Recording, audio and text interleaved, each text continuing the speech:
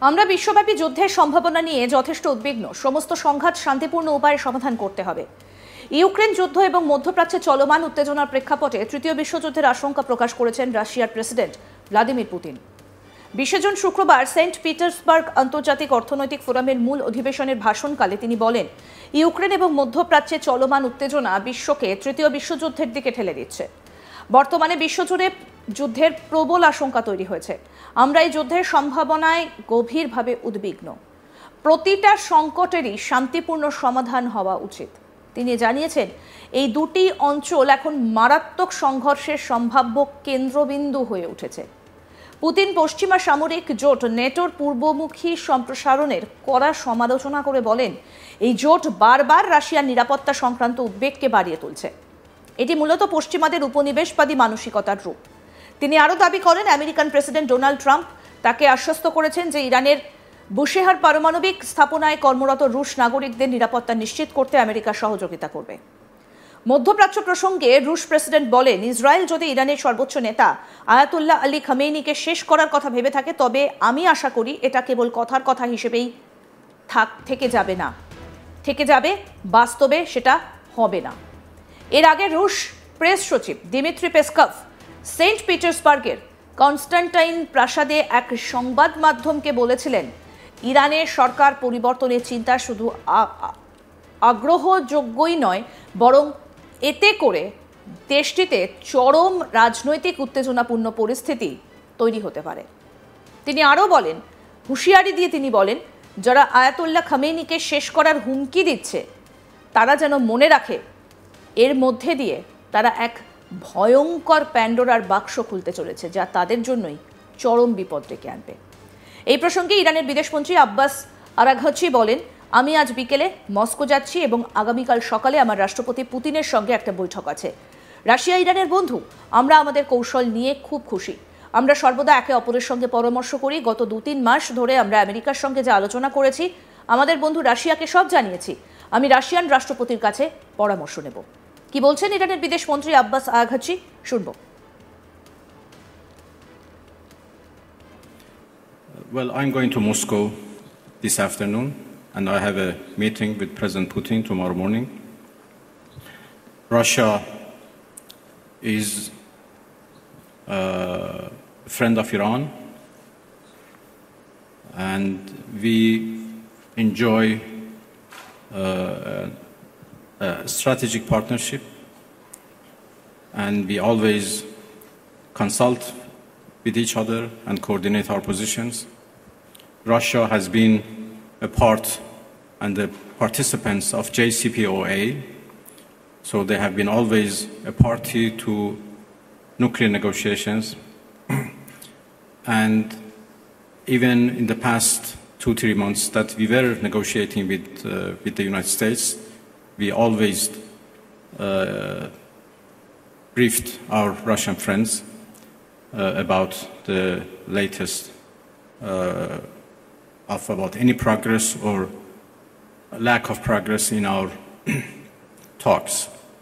Well, I will have serious consultations with the Russian president tomorrow, and we continue to work with each other. Russia is also a permanent member of the Security Council,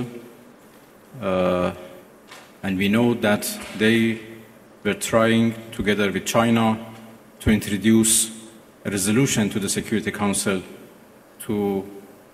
for the cessation of hostilities. Obviously, now the situation has been changed, and I will have a discussion with them that how it should be proceed. দিন কয়েক আগেই Putin বলেছিলেন, আমি ব্যক্তিগতভাবে ইসরায়েলের প্রধানমন্ত্রী এবং American president ট্রাম্পের সঙ্গে যোগাযোগ রাখছি। কোনো কিছু শুরু করার সময় আপনাকে সর্বদা লক্ষ্য রাখতে হবে যে সেই লক্ষ্য অর্জিত হচ্ছে কিনা। আমরা দেখতে পাচ্ছি যে ইরানে অভ্যন্তরীণ রাজনৈতিক প্রক্রিয়াগুলির জটিলতা সত্ত্বেও আমরা এটা সম্পর্কে সচেতন। আমি মনে করি আরও গভীরে যাবার কোনো অর্থ নেই। কি বলেছেন ভ্লাদিমির পুতিন, শুনবো। Была бы, безусловно, в высшей степени полезной. Ну, я согласен с президентом Соединенных Штатов. Она, конечно, должна быть подготовлена и закончиться какими-то позитивными результатами. Трек хороший выбран. Мы несколько раз говорили с президентом Трампом по телефону. Мы с большим уважением относимся к его намерению восстановить отношения с Россией по очень многим направлениям, в сфере безопасности, в сфере экономической деятельности. Знаете, у меня надежда на то, что господин Трамп не только политик, не только человек, которому американский народ доверил судьбу своей страны, он еще и бизнесмен, и в этом я вижу большой плюс в том, что он все считает.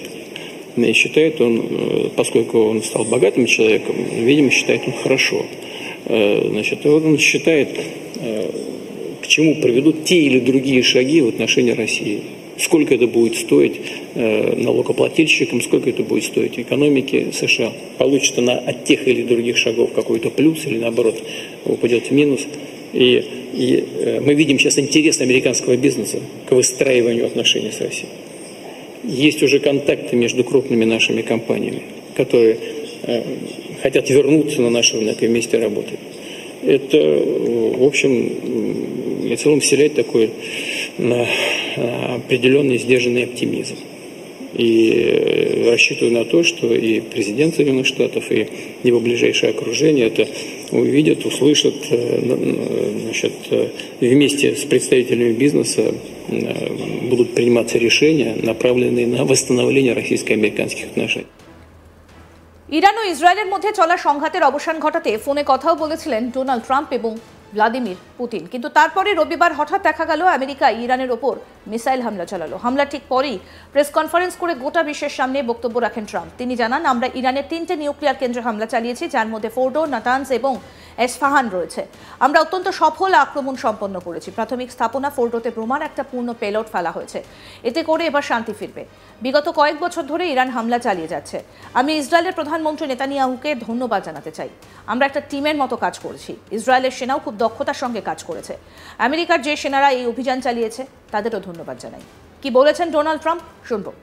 Ago, the U.S. military carried out massive precision strikes on the 3 key nuclear facilities in the Iranian regime: Fordo, Natanz, and Esfahan. Everybody heard those names for years as they built this horribly destructive enterprise.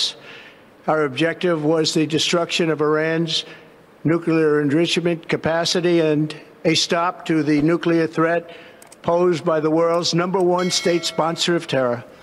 Tonight I can report to the world that the আরো update পেতে দেখতে থাকুন আজ তাক Bangla. Subscribe করুন, notification পেতে bell button option press করুন, হোয়াটসঅ্যাপে ফলো করুন আজ তাক বাংলা।